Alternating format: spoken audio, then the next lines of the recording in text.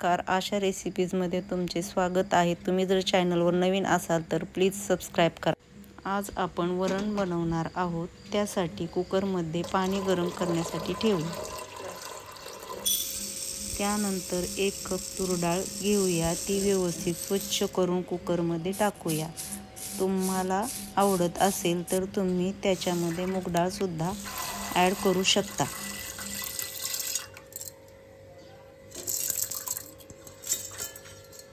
कुकरचे झाकण लावून त्याच्या 2 शिट्ट्या करून घेऊया।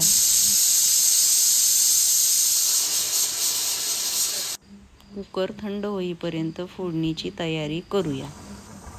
फोडणीसाठी आपण लसूण, टोमॅटो, मिरची, कोथिंबीर, कढीपत्ता घेऊ।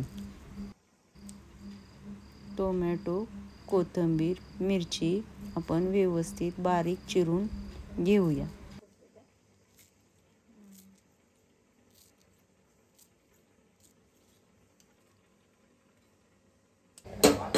गॅसवर कढई गरम करून त्याच्यामध्ये थोडेसे तेल घालूया। नंतर जिरी मोहरीची फोडणी देऊया। ते व्यवस्थित तडतड करेपर्यंत ठेवू। नंतर त्याच्यामध्ये बारीक केलेला लसूण घालूया। फोडणी करपू नये म्हणून गॅस थोडा कमी ठेवावा। नंतर त्यामध्ये मिरची, कढीपत्ता, टोमॅटो टाकून ते व्यवस्थित परतून घेऊया।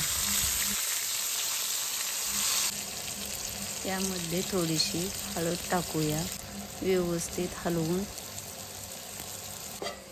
कुकर थंड झालेला आहे। डाळ व्यवस्थित शिजलेली आहे। ती आपण आता दिलेल्या फोडणीमध्ये घालूया। त्याच्यामध्ये बारीक चिरलेली कोथिंबीर घालूया। थोडेसे मीठ घालू। ते व्यवस्थित उकळून देऊया।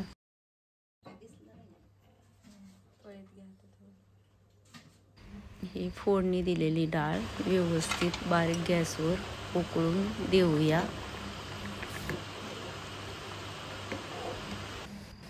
आपण भात अगोदर शिजवून घेतला होता तो डिशमध्ये घेऊया।